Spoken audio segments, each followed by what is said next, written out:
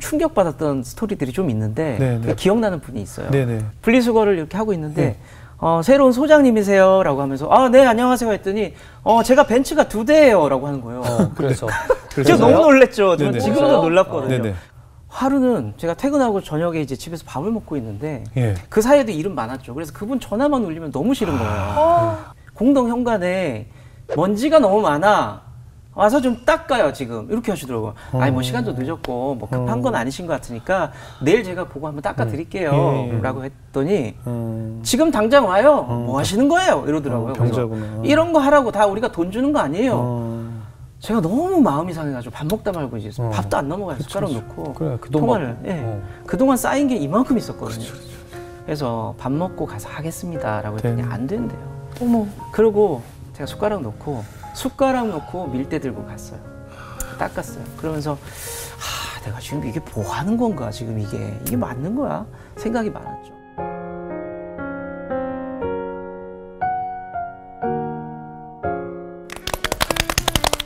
안녕하세요. 새롭게 써서 주영훈입니다. 안녕하세요. 안수지입니다. 안녕하세요. 이정수입니다. 요즘 목사님들 중에서는 평일엔 일터로 그리고 주말엔 교회로 향하는 이중직 목회를 하는 분들이 참 많죠. 네, 오늘 나오실 분은요. 이중직 아닙니다. 삼중직 아니고 사중직 하시는 분입니다. 대체 어쩌다 사중직까지 하시게 되셨는지 그 이야기 너무 특별할 것 같은데 바로 들어보도록 하겠습니다. 신재철 목사님을 모시겠습니다. 어서 오세요. 아유, 목사님 소개 올렸지만 아니 이중직도 어려운데 사중직이라고 저희가 소개했어요. 어떤 일을 지금 하고 계신 건가요? 뭐 어찌됐든 본캐는 목회를 하고 있고요. 그리고 만화방을 운영하고 있는 삼촌으로 불려지고 있고 만화방 그리고 작은 아파트를 관리하는 관리소장 그리고 유튜버로 활동까지 하고 있습니다. 유튜버는 뭘 소개하는? 이렇게 다양한 크리스찬들의 모습을 이렇게 새롭게 하소서처럼 소개하고 있습니다. 그러니까 신앙적인 질문도 할 수 있고 신앙적인 질문도 하고 대답도 듣고. 그럼요. 그러시군요. 그럼 이렇게 여러 가지 일을 하시면서 지내신 지 얼마나 되셨어요? 목회는 사실은 대학 때부터 교육전도사로 했으니까요. 한 23년 정도 된 것 같고 나머지 캐릭터들은 개척이 되면서 시작이 됐어요. 그래서 한 5년 차 관리소장과 그리고 만화방 삼촌으로 살고 있고 유튜버로는 이제 코로나 때부터 그때부터 시작을 해서 한 3년 그때 많이 정도 뛰어드셨죠. 왜냐하면 직접 대면을 못 하니까 우리가 영상 예배라는 걸 또 처음 드려봤고 그때 무기력할 때 뭐라도 좀 해보자 해서 찾아다녔어요. 목사님께서 어떻게 이렇게 특별한 목회를 하게 되셨는지 오늘 특별한 사연을 한번 좀 나눠보겠습니다. 아니 어린 시절에 어떤 어린 시절을 보내셨을까요? 제가 지금 약간 서울말 비슷합니까? 네네. 완전 서울 사람. 어디신데요? 고맙습니다. 제가 경상북도 청송 사람이에요. 전혀 경력이요. 청송 사람인데 제가 6학년이 되면서 부모님께서 유학을 보내주십니다. 무료. 대전으로. 대전 유학 생활을 이제 부모님은 시골에 계시고 저랑 동생만 이렇게 보내세요. 친척 집으로 이렇게 갔는데 그렇게 유학 생활이 시작이 되면서 부모님과 좀 떨어져 있었죠. 사실 오랫동안. 그래서 부모님께서 제가 좀 자라고 나서 이런 말씀하셨어요. 내가 우리 아들 도시락 한번 제대로 못 사줬구나. 이런 말씀하신 게 지금 좀 기억이 나고요. 그러니까 저도 생각해 보면 어릴 때 부모님과 그 학창 시절, 중고등학교 시절이 사실은 없었어요. 그래서 좀 이제 나이가 들면서 그 결핍이 좀 드러나더라고요. 아니 그 어린 시절에 사실 타향살이잖아요. 심적으로 기댈 데도 없고 사실 어릴 때 내 송이 얘기를 하지 않아도 그냥 곁에 있는 것만으로도 사실 부모님의 존재는 나에게 큰 힘이 되는데 어떻게 보면 부모님의 사랑의 그 결핍을 어떻게 채우셨을까요? 일요일 아침이면 동생과 같이 목욕탕을 다녔거든요. 목욕탕을 동생과 함께 이렇게 추리닝 입고 이렇게 갔다가 돌아오는 길에 집 앞에 있는 교회가 보이는 거예요. 원래 늘 있던 교회잖아요, 사실. 근데 그날 이렇게 커 보이더라고요. 그러면서 제가 어릴 때 딱 1년 주일학교 다녀봤거든요. 근데 그때 생각이 나면서 저기 가면 뭐가 있을까? 저기 가면 내가 좀 위로받을 수 있을까라는 생각이 들어가지고 그냥 무작정 동생은 먼저 집에 보냈어요. 그 추리닝 입은 그대로 예배당 문을 이렇게 열은 거예요. 열었는데 지금 생각하면 주일학교 예배가 본당에서 진행이 되고 있었어요. 그랬는데 예배가 끝나고 나서 담당하시는 전도사님이 좀 와보라고 하시더라고요. 그래서 왜 그러신가 해서 가봤더니 예. 앉아서 자그마한 책자를 이렇게 꺼내셔서 이야기를 해주시는 거예요. 지금 보니까 그게 사형리. 첫날에 바로 복음을 전하시는 거예요. 예. 근데 그 따라 읽는 거잖아요. 예, 다시 따라 읽고 질문에 대답도 하고 하는데 마지막에 그 전도사님 뭐라고 하셨냐면 네. 제철아 이 이야기가 혹시 믿어지니? 라고 질문하셨어요. 그래서 네. 제가 네 믿어지는데요 라고 했더니 전도사님 깜짝 놀라시더라고요. 그렇죠. 이게 왜 믿어지니라는 질문을 하시는 거예요. 본인이 믿으라고 말씀을 해주셨는데도 지금까지도 사역하면서 이렇게 전했을 때 그 시간에 바로 믿겠습니다라는 사람이 별로 없었다는 드물죠. 거다고. 그러면서 본인이 놀라셨던 기억이 있는데 제 기억에 사형리를 이렇게 처음 폈을 때 그 내용이 있었어요. 너를 향한 놀라운 계획? 그러니까 하나님께서는 너를 향한 놀라운 계획을 가지고 있다. 그러면서 기억나는 말씀이 요한복음 10장 10절이었던 것 같아요. 하나님께서는 나를 향해서 생명을 주고 싶고 풍성한 것을 주고 싶다라는 그 계획이 있다는 거예요. 근데 그 말씀을 쭉 보는데 이게 거울처럼 제가 보이는 거예요. 야, 하나님의 계획은 이렇게 대단한데 난 왜 이렇게 지금 쭈글쭈글하고 있을까? 인생 다 무너진 것처럼 고등학생이 겨우 고등학생이 너무 이게 안 맞는 거예요. 네. 그래서 이게 더 들어보자. 예. 그러면서 이제 여러 가지 이야기들이 나오는데 마지막에 예수님의 이제 십자가 사건들이 이제 설명을 해주시더라고요. 예. 너를 너무 사랑해서 그분이 돌아가셨다. 근데 그게 믿어지니까 이게 신기하죠. 이게 믿어지니까 그때 이제 결단을 한 거죠. 바로 네. 내가 뭘 어떻게 해야 될지 모르겠는데 사랑과 충성을 한번 이분한테 한번 바쳐보자. 네. 그때 이제 결단을 하면서 이제 신앙생활이라는 걸 제대로 시작을 하면서 공부해서 성공하자가 이제 옵션에 하나 붙은 거예요. 내가 열심히 살 테니까 그 가운데서 내가 하나님을 위해서 뭘 하면 좋을까? 이제 17살 아이한테 복음이 좀 세게 온 거죠. 야, 그럼 그 이후에 계속 이제 쭉 교회를 다니신 거예요? 제 안에 결핍이 사랑으로 채워진 게 확실한 것 같아요. 그래서 그 많은 확신이 있었으니까 매주 열심히 나갔죠. 정말로 뭐 고등학생이다 보니까 한계는 있어요. 그렇지만 주일 예배 안 빠지고 열심히 나갔고 시키는 거 다 하고 그렇게 열심히 다니다가 사실은 좀 교회 안에 상처를 좀 받게 되죠. 왜요? 그러니까 저는 밖에서 들어온 학생이었잖아요. 그러니까 교회라는 곳을 들어와 보니까 이게 패밀리예요, 패밀리. 그러니까 주변을 봤는데 내 친구들, 교회 친구들 보니까 교회 선후배들을 보니까 누구 집사님 아들, 목사님 딸, 누구 장로님 아들 다 그런 거예요.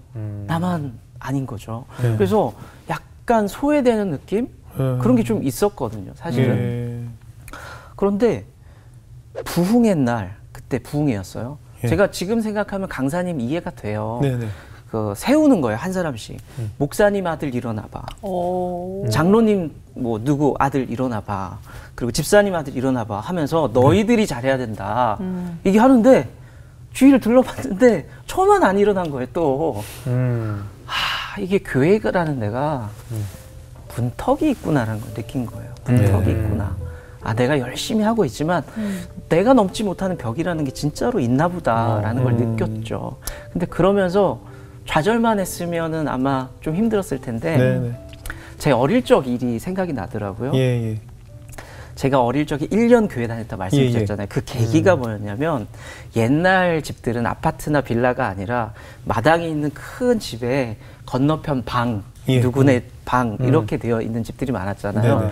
건너편 방에 계시던 분이 이제 제가 농협 아저씨라고 불렀는데 그분이 농협을 다녔던 것 같아요. 그 아저씨 집에 가면 놀러 오라고 해서 가면은 라디오에서 음악도 나오고 빵도 있고 시골인데도 빵도 있고 아저씨가 재밌는 놀이도 해주고 대화도 해주고 너무 좋았거든요. 근데 그 동네 아저씨죠. 그 동네 총각 아저씨가 갑자기 어느 날 제철아 교회 한번 가볼래? 라고 하신 거예요. 그 아저씨는 매주 교회를 갔던 거죠. 그래서 교회 가볼래라고 하는 얘기에 좋아요라고 했어요. 너무 좋았으니까 그 아저씨가.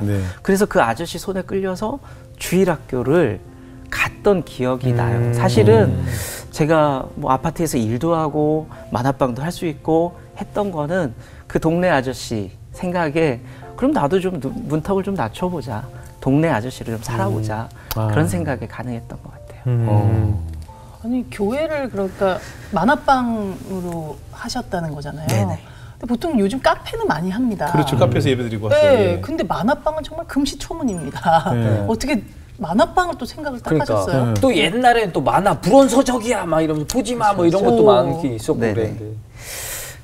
개척 준비하면서 서치를 하잖아요. 조사를 해요. 요즘 트렌드가 도대체 뭐냐 했는데 카페 교회, 도서관 교회들은 실제로 있어요. 근데 카페 교회를 생각해 봤을 때 나쁘지 않거든요. 좋은데 카페라는 공간이 아이들이, 어린아이들이 막 문 열고 놀러 가는 공간은 아니에요. 물론 제한이 좀 있어요, 사실은. 도서관 교회를 하시는 분들을 좀 찾아다니고 얘기를 들었는데 생각보다 사람이 안 온다는 거예요. 제가 아니에요. 제가 아니에요. 제가 그래서 그 도서관 교회들을 제가 쭉 살펴봤는데 벽돌 같은 책들이 빡 있어 보이려고. 와, 깜짝 놀랐어요. 들어가고 싶지가 않죠. 저도 안 볼 것 같은 책들이 너무 쫙 그리고 너무 낡고 먼지 쌓인 책들이 있더라고요. 그러면 난 만화를 한번 채워보자. 그래서 만화 도서관, 만화방 너무 좋다. 근데 고민이 좀 생겼죠. 뭡니까? 돈이. 책을 사야 돼. 그래서 부목사 생활 오래 하는 사람이 무슨 돈이 있겠어요. 그래서 고민하다가 제가 흔히 말하는 셀럽도 아니고 인기 많은 사람도 아니지만 SNS에 제 개척 소식을 알리면서 이렇게 말씀을 드렸어요. 제가 교회 개척을 하는데 신재철의 교회가 아니라 우리 교회를 좀 함께 만들어 주세요라고 하면서 만화방 교회 만들 겁니다라고 했어요. 그러면서 마음 있는 분들은 좀 도와주세요. 거기 책을 좀 채울 겁니다라고 부탁을 드렸어요. 근데 말도 안 되게 2천만 원이 모인 거예요. 진짜 말이 안 되는. 많이 모였네요. 예, 진짜 말이 안 되는. 그래서 그 2천만 원을 가지고 당근 그리고 뭐 네이버, 중고나라 여러 루트를 통해서 좋은 책들을 막 찾기 시작을 했죠. 그래서 지금 한 약 3,000권의 만화가 교회에 있습니다. 또 책으로 기부하시는 분들도 계시네요. 기부도 초창기에는 받기도 했고요. 어느 순간부터는 기부받는 책들이 다 있는 책이라서 나중에는 저한테 진짜 SNS로 문화상품권 좀 보내드릴까요? 이런 분도 있고 정말 조금씩 지금도 책이나 뭐 이렇게 재정으로 책을 좀 사서 꽂아주세요라는 분들이 있어서 너무 감사해요. 감사하네요. 그러면 이제 만화방으로 문턱을 낮췄습니다. 낮추니까 진짜 사람들이 막 오던가요? 네, 이런 질문도 많이 받습니다. 사실은. 근데 이게 생각보다 쉽지는 않거든요. 이렇게 교회라는 걸 이미 사람들이 알고는 있어요, 사실. 쉽지 않습니다. 이렇게 쉽게 훅 넘어오지를 못하시더라고요. 그러던 중에 제가 사실은 만화방을 하면서 그런 생각을 했었어요. 어차피 교회라는 곳은 열려 있잖아요. 월세는 오든 안 오든 나가잖아요. 그래, 그럼 만화 세팅해놓고 열어놓자. 대여하고 보여주고 돈 받고. 아니, 돈 안 받아요. 무료예요. 그래서 누구라도 올 수 있게 그냥 그렇게 해놓자고만 했어요. 근데 안 오고 이제 저랑 와이프랑 아내랑 자리만 지키고 있는데 어느 날 보니까 한 아이가 밖에서 빙글빙글 돌아요. 어리네, 아주 어리네. 1, 2학년? 빙글빙글 돌다가 이렇게 쳐다보기도 하다가 제가 몇 번 들어와, 여기 와서 재밌는 책도 보고 놀아라고 했더니 못 들어오더라고요. 그러다가 한 번 이렇게 쓱 들어오더니 애가 그때는 책은 안 보고 막 뛰어다니면서 놀아요. 그리고 방 같은 곳이 있어서 막 뒹굴고 놀기도 하고 그러더니 그 아이가 어느 날은 와서 또 책도 보고 하더니 며칠 있다가 친구를 데려오시고 막 친구를 데려와요. 그러더니 그 친구가 재밌는 게 골목대장이 된 거예요. 야, 여기 내가 잘 아는 데인데 여기는 뭐가 있고 막 골목대장을 하더라고요. 그러더니 주말에는 아빠 손을 되게 끌고 오는 거예요. 아빠, 내가 여기 오는 만화방인데 여기 재밌는 게 많아. 그랬더니 역시 아버님도 그 남자들이 보는 만화를 쓱 보면서 앉아서 책을 보시고 괜찮지. 네. 그리고 그 아이의 오빠도 데려오고 평일에는 어머니도 나와서 제 아내와 막 이렇게 수다도 떨고 이제 그런 걸 보면서 이렇게 동네 사람을 만날 수 있어서 너무 좋다. 너무 좋다. 그런 생각이 들었죠. 그럼 만화방을 이제 다 무료로 개방을 하고 어떻게 생활을 하세요? 그러면? 제가 굉장히 세속적인 말씀 드릴게요. 네네. 개척 준비하면서 예. 걱정했던 거 1번은 생계였어요. 그럼요. 22살 때부터 전도사로 교회밥 먹고 자랐잖아요. 작든 예. 돈이 뭐 작든 많든 간에 교회밥 네. 먹고 자랐는데 이제 무슨 생각이 들었냐면 네. 그 교회가 내게 돈을 줄 수 없어. 예. 이게 너무 충격인 거. 나 이제 어떻게 살지? 예. 그러니까 어렵게 살았던 것들은 익숙해졌어요. 네네. 돈이 없어도 조금 작아도 괜찮았는데 이제는 교회가 내게 돈을 줄 수 없을 텐데 나 어떻게 살지? 그 고민이 생기면서 근데 당장 제가 할 수 있는 건 없잖아요. 예. 그래서 개척은 이미 하나님께 마음 받았으니까 고다 멈추지 않는다 준비를 하는 도중에 개척 준비를 하면서 제게 주어진 첫 번째 숙제가 하나 주어졌는데 이런 표현이 어떻게 들리실지 모르겠지만 교회 사임을 할 때에 네. 책상보다 집을 먼저 빼줘야 돼요. 왜 그러냐면 예. 제 책상은 새로 오시는 분이 오시더라도 인수인계를 조금 해야 돼요. 남아있어요. 네네. 저는. 예. 근데 새로 오시는 분을 위해서 사택은 빼드려야 돼요. 예. 그 난감해요, 살짝. 그래서 집을 좀 알아보고 있다가 살 집을 찾아야 되니까 예. 한 40세대 조그마한 아파트를 찾았습니다. 그래서 네. 이사를 먼저 하는 거죠. 하는데 승강기에 이제 짐과 함께 이렇게 올라가고 있는데 네. 그 아파트에 사인펜으로 공고문이 하나 붙어 있는 거예요. 예. 관리소장 구함. 근데 이제 내용을 쭉 봤는데 뭐 대충 이런 일들을 하시면 되고 급여는 뭐 80만 원 뭐 이렇게 있더라고요. 청소까지 계단 청소까지 해주시면 40만 원 더 드림 뭐 이런 게 써 있더라고요. 예. 그래서 이렇게 보다가 아내한테 이렇게 계획이 전혀 없었죠. 예. 아내한테 물었어요. 내가 해볼까?라고 했더니 예. 아내가 뭐 그래 해보든가 얘기를 하더라고요. 예. 그래서 입주민 대표에게 전화를 했죠. 네. 근데 입주민 대표가 좀 놀라시더라고요.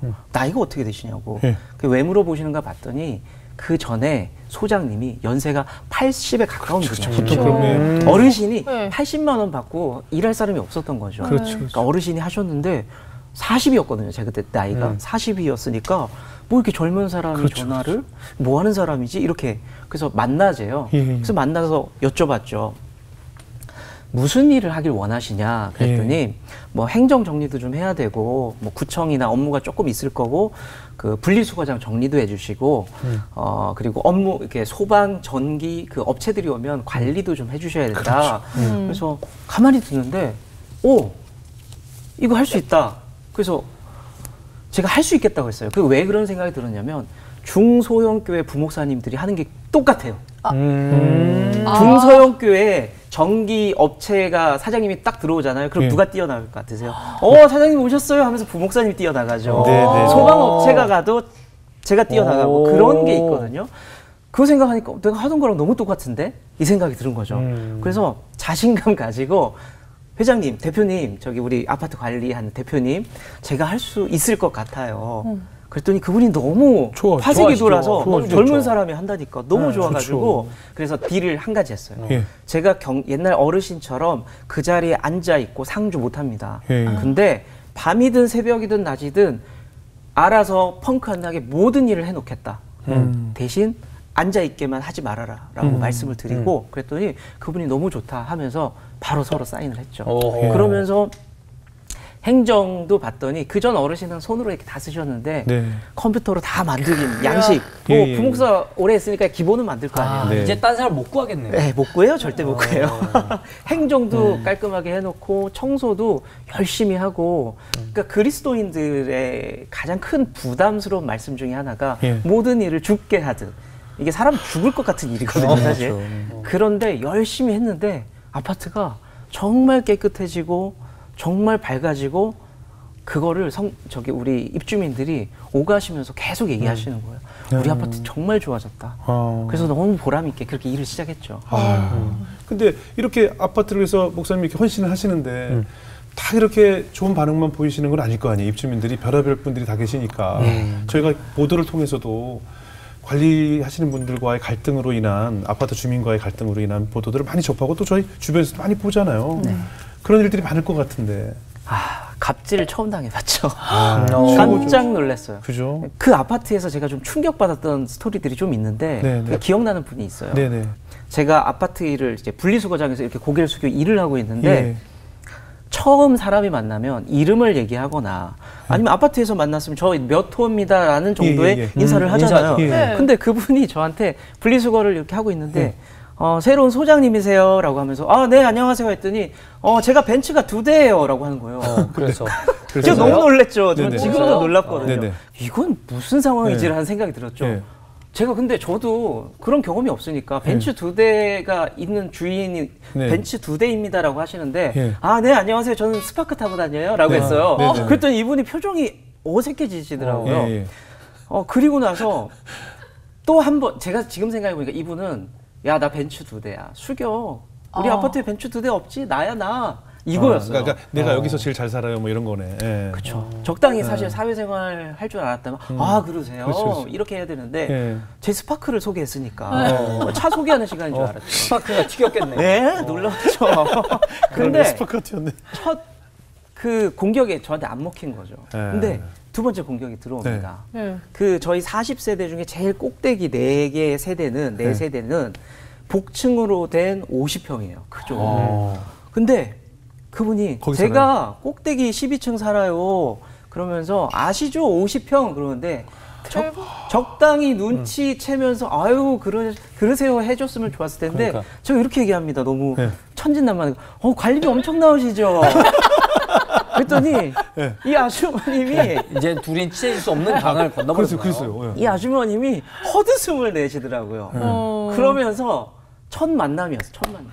아니 저는요 지금 이 얘기를 뭐가 놀랐냐면 전 드라마에서 우리나라 드라마에 부자들을 늘 악하게 묘사하잖아요. 그래서 막 이러면서 막 부자들은 맨날 표정들이 다 이러고 나오고 이런 대사가 나오면 저는 작가들이 너무 비약해서 쓴다. 저런 사람이 어딨어? 처음 만나보자. 나 벤츠 2대예요. 이런 사람이 어딨어? 했는데 있군요. 저 처음 놀랐어요. 있네요. 네, 나 50평 복층 살아. 이런 게 현실에 있는 얘기군요. 네네. 그분과의 이제 연이 계속 이어지는 거예요. 하루는 제가 퇴근하고 저녁에 이제 집에서 밥을 먹고 있는데 그 사이에도 일은 많았죠. 그래서 그분 전화만 울리면 너무 싫은 거예요. 근데 저녁 먹고 있는데 뭐 이미 퇴근한 이유니까 그분 전화가 딱 울리는 거예요. 이걸 받아 말어 하다가 받았죠. 무슨 일이세요? 라고 했더니 소장님 우리 문 앞에 아파트 공동 현관 있죠. 공동 현관에 먼지가 너무 많아. 와서 좀 닦아요 지금 이렇게 하시더라고요. 아니 뭐 시간도 늦었고 뭐 급한 건 아니신 것 같으니까 내일 제가 보고 한번 닦아 드릴게요 라고 했더니 지금 당장 와요. 뭐 하시는 거예요? 이러더라고요. 병자구나. 이런 거 하라고 다 우리가 돈 주는 거 아니에요. 제가 너무 마음이 상해가지고 밥 먹다 말고 이제 밥도 안 넘어가요. 숟가락 놓고 통화를 그동안 쌓인 게 이만큼 있었거든요. 그래서 밥 먹고 가서 하겠습니다 라고 했더니 안 된대요. 어머. 그러고 제가 숟가락 놓고 밀대 들고 갔어요. 닦았어요. 그러면서 내가 지금 이게 뭐 하는 건가 지금 이게 맞는 거야? 생각이 많았죠. 그러다가 그 아주머님이 수시로 전화 주시는데 제가 또 이제 일하다가 잠깐 쉬고 있는데 또 전화가 그분이 또 울려요. 이걸 받아 말어 혹시 모르니까 또 받았죠. 근데 또 목소리가 이상해요. 또 친절해? 기운이 좀 없어요. 무슨 일이세요? 라고 했더니 소장님 우리 그 디지털 도어 이게 좀 이상해요. 소리가 좀 뭐 나고 이상하다. 가만히 증상을 들어보니까 배터리 교체만 하면 되는 문제. 그래서 근데 그거는 관리소장이 할 건 아니고 세대에서 하는 거거든요. 그래서 설명을 해드렸어요. 그거 제가 할 건 아닌 것 같고 별거 아니다. 배터리만 바꾸셔라. 그랬더니 자기가 할 줄 모르는데요. 그러면 그거를 그 뚜껑 부분을 사진을 찍어주세요. 제가 그럼 그거 보고 설명을 해드릴게요. 그랬더니 소장님 내가 사진을 찍을 줄 몰라요 폰으로. 그래서 아이고 그래서 운전만 할 줄 아시네. 그래서 그분께 그러면 제가 알기로는 그 큰 아들이 한 30대 정도 되는 아들이 있는 걸로 알고 있거든요. 그 아드님 오시면 별거 아니니까 배터리만 갈면 됩니다. 그랬더니 잠깐 말씀이 없으시더니 아들이 내가 말하면 말을 잘 안 들어줘요 그러더라고요. 왜 안 되는지 알겠는데. 그래서 마음이 짠한 거예요. 그래서 오죽하면 그럴까 싶어서 제가 여분이 있는 배터리를 챙겨가지고 갔어요. 그래서 제가 그때는 마음이 뭐였냐면 내가 우리 엄마한테 가르쳐 주듯이 교회분 알려주듯이 이렇게 제가 갈아드려도 되는데 여기 잠깐 와보세요. 이렇게 뚜껑은 이렇게 열고요. 이런 문제 생기면 여기 건전지 이렇게 갈면은 아무 문제 없어요. 그랬더니 갈아드리고 제가 인사를 하고 나왔거든요. 그랬더니 그분이 너무 고맙다고. 너무 고맙다고. 지금도 아마 이 방송을 보시면서 공감하고 계실 전국에 관리를 하고 계신 어르신들이 맞아요. 뭐 저희 사는 동네에서도 얼마 전에 분신하신 분도 계셨고 맞아요. 또 최근에도 있었고 맞아요. 얼마나 인격적인 모멸감을 느끼셨으면 그렇게 행동을 했을까 하는 그런 일들이 지금 사실 피를 피지 않는 일들이잖아요. 네. 예, 이런 얼마나 그걸 직접 목사님이 체험하신 거잖아요. 네, 그죠? 맞습니다. 우리의 이웃들의 이야기들을. 네네.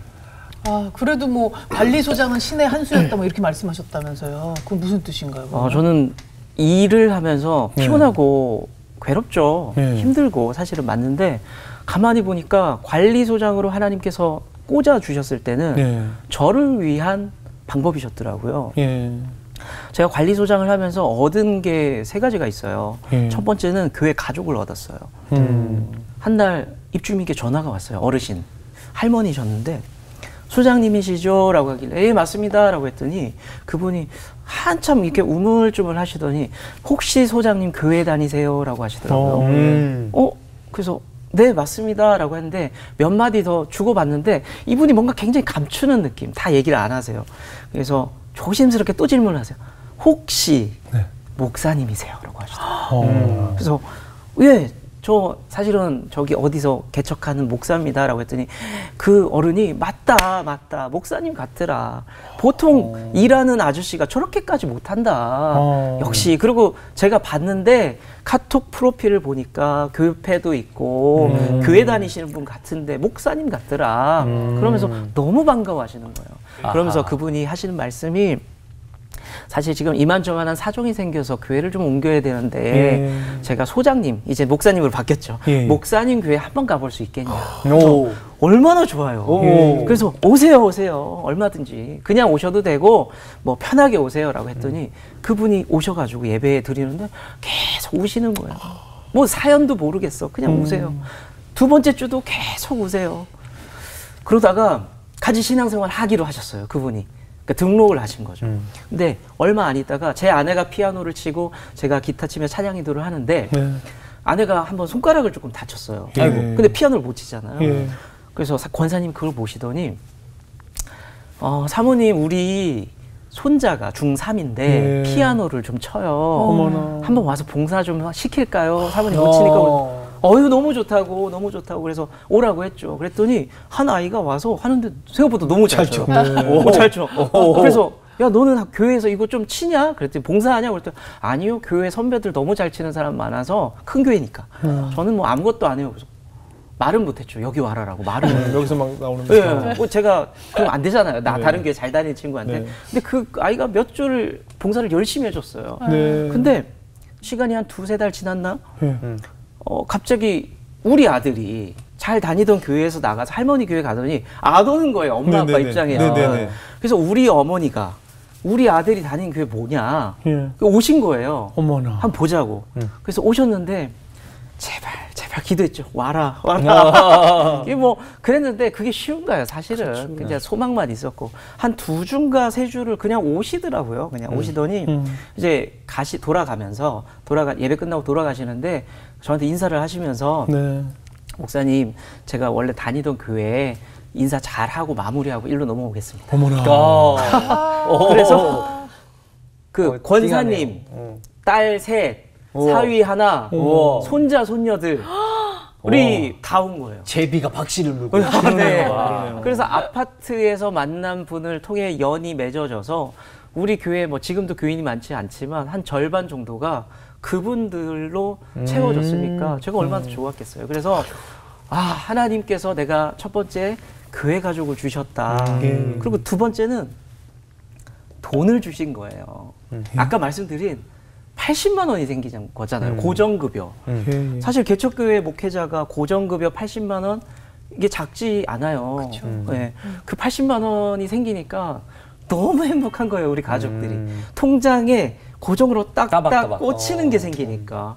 그래서 너무 좋더라고요. 근데 그 전에 어르신은 10년 동안 80을 받으셨어요. 네. 근데 제가 첫 해 80으로 계약을 했는데 매해 몇만 원씩 올라서 지금 100만 원이 됐어요. 와. 너무 기쁜 거예요. 제가 근로자들 급여 오르는 그 기쁨을 제가 알아요. 그래서 너무 좋은 거예요. 그래서 저만 좋은 줄 알았더니 아내도 너무 좋아하더라고요. 그래서 하나님께서 또 이런 방식으로 또 채우시는구나 라고 생각해서 하나님 또 두 번째 돈도 주셨다. 세 번째는 큰 가르침을 주셨어요. 예. 아파트 일을 하면서. 제가 개척을 처음 했을 때는 수요 예배도 없고 하니까 네네. 다른 교회 가서 수요일 날 예배 인도를 좀 했어요. 예. 그랬는데 그때는 너무 피곤했던 거죠. 낮에는 아까 말씀드린 대로 예, 그 쓰레기 더미에 있다가 먼지 구덩이에 있다가 집에 올라와서는 녹초가 돼가지고 소파에 이렇게 탁 해가지고 그날도 집에 돌아왔는데 이렇게 탁 하면서 그날 수요일 이제 교회 가야 돼요. 씻고 이제 뭐 기타 들고 이제 가야 돼요. 그런데 저도 모르게 입에서 탁 터진 말이 여보 나 교회 가기 싫어 라고 이렇게 팍 터진 거예요. 입을 탁 틀어 막았어요. 부끄러워서. 평생에 목사가 그것도 교회 가기 싫다는 말을 그래서 깨달았죠. 지금 사회에서 열심히 살아가는 성도들이 나랑 뭐가 다를까? 교회 가기 싫을 때가 왜 없을까? 아니 가기 싫을 때가 더 많지 않을까? 그 생각이 불현듯 나더라고요. 그래서 지금까지는 목회자 시스템 안에 돌다 보니까 다 교회 중심이었어요. 성도들 볼 때도 집사님 이거 해주셔야죠. 저것도 해주셔야죠. 성격상 강하게는 못해도 계속 그런 생각들이 있었는데 이제 생각이 바뀐 거예요. 이해도 되고 저분들이 얼마나 어렵게 시간을 내서 여기 오는지 저분들이 얼마나 어렵게 지갑을 열어서 헌금을 하는지를 깨닫게 되면서 정말 고맙다. 감사하다.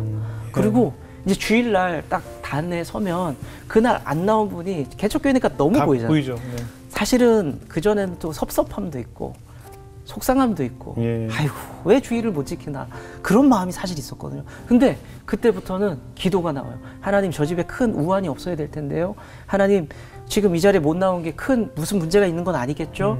하나님 좀 지켜주세요. 기도하게 되고 혹시 게을러서 그렇다면 하나님 꼭 붙잡아 주셔서 다음 주 만나게 해주세요 라고 기도로 좀 바뀌게 되더라고요. 그래서 하나님 제게 이렇게 큰 세 가지 유익을 주셔서 예. 저는 이제 하나님의 한 수였다 생각합니다. 그래도 뭐 마음이 참 무겁습니다. 지금 얘기 듣다 보니까 아주 물도 좀 드시고요. 얼마나 그냥 그 목회 현장에서 그 목회하시다 보면 한 생명이 너무 귀하잖아요. 한 산의 빈자리도 너무 크고 반주자 한 명이 손가락만 다쳐도 그 교회에 음악 소리가 울릴 수가 없고 이렇게 한 사람의 귀한 현장에서 목회를 하고 계신데 그래도 목회하시니까 좋으시죠? 너무 좋죠. 예? 네, 사실은 예. 목회가 너무 좋아요. 그리고 동네 목사로 살아간다는 게 참 행복하고요. 네. 제가 만약에 만화방이라든지 관리소장으로 일하지 않았다면 이 사람들을 어떻게 만날 수 있었을까? 예. 그 세상 사람들을 어떻게 만날 수 있었을까? 사실 그런 생각도 들고 예. 근데 제가 목회하면서 꽂히는 단어가 있어요. 제가 예. 제 책에다가 사인해 줄 때도 네. 사인을 많이 하고 다니시는 분들이잖아요. 네네. 그 뭐 문구가 있으실 것 같은데 예. 처음에 책이 나왔을 때 사람들이 책을 들고 오는데 뭐를 해줘야 될지 모르는 거예요. 그 고민을 많이 하다가 지금은 고민하지 않아요. 뭐라고 쓰냐면 동네 사람, 동네 목사, 신재철이라고 써드려요. 동네 사람. 네. 근데 제가 가만히 보니까 예수님도 동네 사람이었던 거예요. 마가복음 1장을 보면 예수님께서 사역을 이제 출발하시는 거잖아요. 네네. 근데 제자들이 이렇게 생기면서 뭐라고 말씀하시냐면 마가복음 1장으로 기억하는데 나 여기서 사역 됐고 이제 저 마을로 가자, 저 동네로 가자 이런 말씀을 하세요. 그 순간 딱 드는 생각이 맞아. 그 당시 사람들은 예수님도 베드로도 동네 아저씨고 동네 삼촌이지 않았을까? 그런데 어느 순간 우리는 그분들 앞에 갑자기 성스러운 것들을 막 갖다 붙이기 시작하는 거예요. 성 베드로, 뭐 사도 베드로 이렇게 붙이면서 우리와 다른 존재로 만들어 버리더라고요. 네. 그 생각이 들면서 그러면 나도 예수님처럼 그냥 동네 사람 좀 그렇게 살아보자. 그런 마음이 좀 생기더라고요. 이렇게 또 예수님처럼 살아보겠다 이렇게 즐거운 마음으로만 임해도 사실 또 슬픈 일이라는 게 있고 개척하면서 힘든 일도 있으셨을 거 아니에요. 늘 있으시겠죠. 좀 그러니까 역시 가족들이 좀 마음에 늘 걸려요. 사실. 그럼요. 개척 준비하면서 앞으로 어떻게 목회할까 그런 구상들도 머리에 있지만 이제 난 아빠인데, 난 남편인데 이제 어떡하지?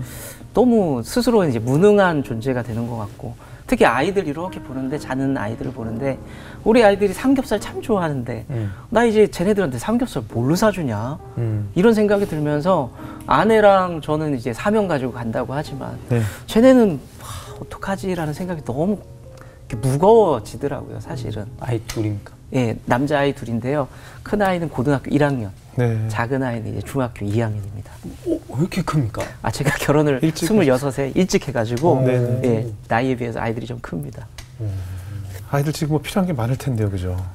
많죠, 많죠. 사실 지금 큰 아이는 조용히 공부만 하고 있는데, 둘째 아이는 좀 달라요. 음악에 미쳐가지고 요즘. 아빠 나 예고 보내주면 안 돼부터 시작해서 어느 날 베이스를 막 배우기 시작하더니 어느 날은 또 일렉 기타를 막 치기 시작하더니 자기 좀 가능하면 악기도 좀 도와주고 해달라고 저한테 막 요청도 하고. 잘 됐네요. 찬양인도 시키고. 깜짝 놀랐어요. 저는 그 순간에 좀 얘 왜 이러나 했는데 큰 아이는 갑자기 드럼을 실력이 확 올랐어요. 드럼을 치고 작은 아이는 일렉과 베이스를 치니까 제가 찬양인도 하고 찬양팀이 너무 풍성해져가지고 아까 말씀드린 건반 치는 아이도 있고 그 아이 지금 20살. 중3 때 와서 지금 20살. 네, 20살이 된 거죠. 그래서 저희 교회가 작은 교회지만 건반 세컨도 있고 퍼스트도 있고 드럼, 베이스, 일렉 그리고 기타 이렇게 해서 작은 개척교회지만 찬양으로 풍성한 행복함을 누리고 있습니다, 사실. 아유, 와, 교회 이름 좀 소개해 주세요. 교회 자랑 좀 해주세요. 부산에 좀 외곽에 있어요. 기장이라는 지역에. 기장이 왜 외곽이요? 기장이 요즘 관광객들이 제일 많이 가는 곳인데. 엄청 올라가. 골프장도 제일 많고 리조트도 제일 많은 곳인데요. 거기 왜 외곽이에요? 기장의 외곽이라는 그 지역에 있는데 거기에서 이제 좋은 나무 교회라고. 좋은 나무 교회. 네이버에서 검색해도 찾으실 수 있습니다. 그러게요. 자녀들 커면서 뭐 아버지에게 불만이 있을 때도 있고 좀 뭐 반항할 수도 있는데 어떻게 잘 자라고 있어요? 제가 걱정했던 거는 아이들이 결핍이 생겨서 그게 상처가 될까 봐 고민이 많이 됐거든요. 근데 생각보다 그런 부분이 없어서 감사한데 제가 얼마 전에 조금 아빠로서 미안하고 좀 마음이 무너진 적이 있었어요. 큰 아이가 여분 운동화를 꺼내서 이제 운동화를 빨게 되면 여분을 신게 되잖아요. 이렇게 2개 정도는 있잖아요, 보통.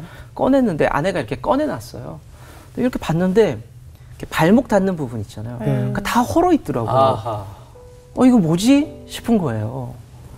너무 마음은 안 좋은데 제가 당장 말을 못하고 있는 상황에 이렇게 보고만 있었어요. 근데 아내도 봤겠죠. 자기가 꺼내줬으니까. 아들한테 그렇게 얘기하더라고요. 보통 엄마 같으면 뭐라고 말했을까 싶냐면 많이 낡았네. 엄마가 사다 놓을게 라고 할 텐데 아내가 그 말을 못하는 거예요. 이게 오늘 좀 많이 울컥하네요. 그래요. 엄마가 다음에, 그죠? 또 그 다음이란 말의 의미를 알거든요. 돈 생기면이죠. 다음에 사줄게 라고 하면서. 근데 큰아들도 눈치가 뻔해요. 알죠. 근데 늘 밝아요. 알겠다 그러면서 그거를 이제 신고, 저는 이제 그걸 이렇게 보고 있는데 제가 성경의 두 아버지가 생각이 난 거예요. 그러니까 요셉의 아버지 야곱은 성경에 굉장히 부자였던 것 같아요. 아들한테 극진했죠. 좋은 옷에. 너무 잘해주셨죠. 근데 우리 아들한테는 메이커 사준 적도 없고, 아니 메이커는 고사하고 저놈의 신발 저게 뭐라고.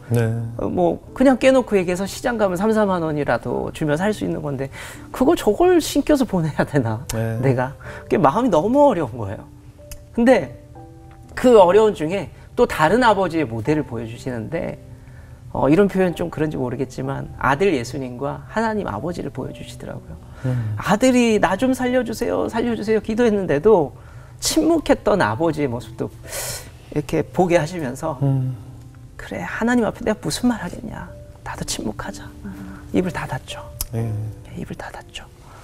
그러고 나서 감사한 거는 얼마 안 있다가 승우 고등학교 갔다면서요. 신발이라도 신기세요 하면서 선물이 들어왔어요. 그래서 제가 침묵하길 잘했어요. 만약에 그렇지, 속으로라도 원망하고 네. 하나님께 뭐라고 불편한 말을 했다면 얼마나 나중에 제가 부끄러웠겠어요. 그래서 그래 어려움이 올 때 이렇게 침묵이 낫겠구나. 네네. 네, 그런 생각이 들었죠. 둘째 아이 계속 음악해요? 둘째는 네, 음악 지금 저한테 지금 엄청난 걸 요구하고 있는데 뭘 요구해요? 제가 어떻게 감당을 해줘야 될지 모르겠는데 이 녀석이 네. 베이스랑 일렉을 치면서 네. 자기 작곡을 해보고 싶은데 네. 아빠 나 이제 막 어렵게 얘기하는데 뭐 오디오 인터페이스 네. 그거랑 잭 꽂아서 녹음할 수 있는 거 네. 근데 제가 그걸 조사를 해보니까 네. PC 변변한 PC도 없고 뭐 장비도 없고 애가 뭐 마이크도 요만한 거 하나 걸어달라고 하는데 아빠가 알아는 줄게 했는데 역시나 다음에 봐선데 저 일단 지식도 없고 이게 재정도 문제고 하니까 계속 작년 가을부터 얘기하는데 아직까지도 대답을 못 해주고 있어서 좀 고민은 돼요. 뭐 좀 장비는 또 제가 진짜 모르겠더라고요. 예. 그거 제가 해드릴게요. 제가 해드릴게요. 제가 그냥 뭐 음악의 선배로서 음악하는 후배를 위해서 제가 해드리면 되죠. 승민아 그렇잖아요. 여기서 얻어간다. 그럼 되죠. 뭐 좋잖아요. 남들이 다 채워주시면 되는 거죠. 최고 전문가잖아요. 또. 제가 진짜 해드릴게요. 최고 전문가시죠. 뭘 원하는지 모르겠지만 하여튼 뭐 장비도 사주고. 뭐 사주면 되죠. 뭐 제가 해드릴게요. 목사님 다 채워주시게 돼 있어요. 하나님께서. 정말 놀라신 표정인데요. 아니 그게 비싼 거 아니니까 제가 목사님 선물로 하나 해드릴게요. 감사합니다. 음악 열심히 하고 찬양곡 많이 만들 수 있게 네. 해드리면 되죠. 뭐 앞으로 목사님 비전이 있다면 우리 좋은 나무 교회? 예, 좋은 나무 교회가 동네 교회로 그렇게 부담 없는 교회, 문턱이 낮은 교회로 그래요. 그냥 큰 교회 안 돼도 좋으니까 네. 주님 좀 그런 교회로 사명 감당하면 좋겠어요. 네. 지금 그런 생각 가지고 있고요. 네. 며칠 전에 그러니까 크리스찬 행사가 아닌데 제가 문화 행사를 하나 했는데 심진아 씨가 개그맨 김원효 씨, 제 아주 가까운 친구거든요. 어릴 때부터. 김원효 씨가? 심진아 씨가. 그래서 제가 정말 어렵게 진화야 제가 오랜만에 만났을 때 내가 너 부산 올 기회 있으면 동네 사람에게 크리스찬 이야기 말고 청소년들한테 해주고 싶은 얘기 특강 좀 해주면 안 돼? 라고 했더니 진화가 당장 폰을 들더니 어머나. 자, 나보다 원효 씨가 좋을 것 같아. 그래서 바로 전화를 걸어서 남편한테 원효 씨 우리 부산 가서 좋은 나무교에서 애들 한번 만나주자. 동네 사람들. 그래서 김원효 씨랑 진아 씨가 와서 1시간 동안 특강 해줬어요. 꿈을 가져라. 나도 옛날에 힘들었다. 그래서 너무 좋았는데 제 지금 꿈은 뭐냐면 지방에 있고 사실 재정 문제가 있거든요. 강사 보실 때 재정 문제가 있지만 내가 꼭 좋은 만화 작가도 모시고 좋은 영향력 있는 분들을 모셔가지고 그 동네 사람들에게 조금 의미 있는 교회 그런 것들을 계속 제공하고 싶은 그런 꿈이 있어요, 사실. 이정수 씨 내려갈 거니까 스케줄 하나 잡아주세요. 제가 장비 받고 스케줄 하나 섭외. 잡아주세요. 이분이 그런 거 많이 하시니까 이정수 그런 거 많이 하는데 이게 참 재밌네요. 이게 사실은 아까 제가 즉답을 왜 못하세요? 나는 악기 했으니까 뭐 하나 할 거 아니에요. 그럼요.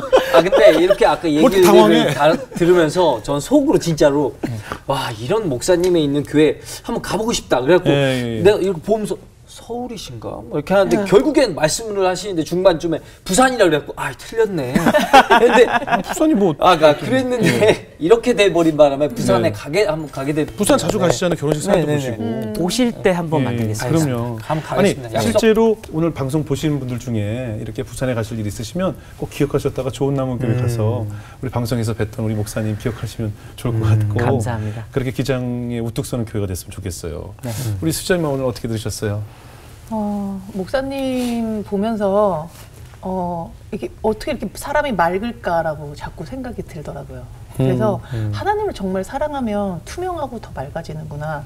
사실 세상적으로 그런 관리소장님이라는 직업이나 또 만화방 같은 것도 뭐 그렇게 막 세상 사람들이 우러러보는 직업이 아닐지언정 그 일을 기꺼이 해내시고 거기서 하나님 섭리를 또 알아내시니까 이 해맑음도 앞으로 정말 동네 오빠, 동네 목사님으로 부탁드린다는 말씀 하고 싶습니다. 네, 맞습니다. 곧 교회로 좋은 나무 교회 가실 이정수 형제 어떻게 들으셨어요? 갈 겁니다. 갈 건데 저 오늘 진짜 기분이 좋거든요. 사실 제가 이제 매주 칼럼을 쓰고 있는데 이번 주 칼럼을 쓰면서 뭐였냐면 그러니까 동네 사람 편안한 사람이 되어줘라. 그리고 너한테 좋은 사람에게 조금 정도 호구가 되어도 괜찮다. 그러면 너의 주변에 사람이 많아질 것이다. 라는 얘기를 썼단 말이에요. 근데 쓰는데 사실 우리나라 사람들 호구되는 거 싫어하잖아요. 내가 밑바닥하는 거 싫어하고. 그렇기 때문에 이게 과연 사람들한테 가슴에 와닿을까? 뭐 이런 생각을 하면서 썼어요. 근데 오늘 목사님을 보면서 와, 맞았어. 잘 썼네. 라는 생각이 들었어요. 이렇게 하고 갑자기 제가 아까 굉장히 놀랬던 건 뭐였냐면 이렇게 편안한 사람이 솔직하게 진실되게 자기 얘기를 했더니 갑자기 알아서 마음이 동해서 내가 도와주겠다 라고 편안하게 대해주는 사람이 생긴 거예요. 이건 그렇게 편안한 사람 아니란 말이에요. 그건 내가 왜 뭐 불편해요? 이종수한테만 불편해요. 또 시작이야. 아니 그게 아니고 이 형은 너무 많은 부탁을 받는 사람이어서 아니야. 쉽게 예스를 못해요. 아니야, 그러니까 안 하는 게 아니야. 아니고. 그렇지 않아요. 근데 그런데 선뜻 갑자기 얘기해갖고 너무 놀랐어요. 그래서 아 맞다. 사람한테 편안한 사람이 돼주면 내 주변에도 편안한 사람이 생기겠다. 맞아. 예. 목사님 아까 우리가 오프닝에 사중직을 하고 있다고 소개했잖아요. 네네. 근데 저는 오늘 목사님 얘기 들으니까 목사님은 딱 한 가지만 하고 계신 거예요. 그게 목회거든요. 목사 지금 그 관리소장으로 꾸준히 하고 있는 그 아파트 건물이 바로 목사님의 교회예요. 그리고 섬기고 있는 그 많은 만나는 만화방을 통해서 만난 사람들이 곧 성도들이고 목사님 겪고 있는 그 하루하루의 스트레스와 많은 갈등들과 벤즈 아줌마와 또 별의별 사모님들의 그 많은 스트레스가 목사님의 바로 설교거리가 되고 설교의 주제가 되고 은혜가 되고 현대인들이 어떤 고충을 겪고 있고 어떤 갈증을 겪고 있는지 목사님이 직접 체험케 하셔서 목사님의 아마 말씀에 그 많은 생활들이 다 녹여날 거라는 생각이 들어요. 저도 목회자 아들로 자랐고 여기 출연하셨던 많은 목회자분들, 선교사님들이 나와서 공통적으로 했던 이야기들은 지금 두 자녀 내가 키우는 것이 아니고 나는 아무것도 못 해줬지만 목회자분들은 아무것도 못 해줬지만 저희 6남매 저희 아버지가 단돈 10,000원도 보태준 적 없지만 저희 능력껏 다 시집장가 다 잘 갔고 좋은 직장에 다 취직했고 다 일을 할 수 있었거든요. 결론은 내가 아버지로서 빵점짜리 아버지라고 자책할지 모르지만 그들은 하나님의 손에 맡겨진 자들이기 때문에 훌륭한 연주자가 될 것이고 훌륭한 꿈을 이루는 이 다음 세대 목사님의 뒤를 이어서 더 큰 이제 새로운 목회를 할 다음 세대 사역자들이거든요. 그런 믿음을 가지시고 아멘. 내가 지금 가진 것은 적지만 누리는 것은 더 크게 누릴 거라는 확실한 믿음을 아마 하나님께서 주실 거라는 생각이 들어요. 감사합니다. 그래서 지금 섬기고 있는 그 아파트라는 교회를 잘 섬겨주시고 그 벤즈 아줌마가 만약에 그 교회 출석하는 날 정말 놀라운 날 아니겠어요? 그렇잖아요. 예를 들어서 그런 날이 만약에 온다면 이거 정말 살아있는 간증이 될 것이고 목사님 목회에 큰 재료가 될 거라는 전 믿음이 생겼습니다. 제가 그 인터페이스도 사주고 제가 조던 나이키 운동화도 사주니까 나 진짜 감동 받아. 나 이용의 이걸로 눈물이 울컥할 때 처음 봤어. 아니 저 진짜 정말 저는 왜냐면 제가 목회자 아들로 살아봤으니까 다 하나님이 다른 동역자들을 다른 사람들을 통해서 다 채워주신다는 믿음이 아마 목사님께 오늘 생기는 날이 되었으면 좋겠습니다. 감사합니다. 앞으로 우리 동네 목사님을 위해서 열심히 기도하고 응원하겠습니다. 감사합니다. 오늘 비행하니 고맙습니다. 감사합니다. 감사합니다.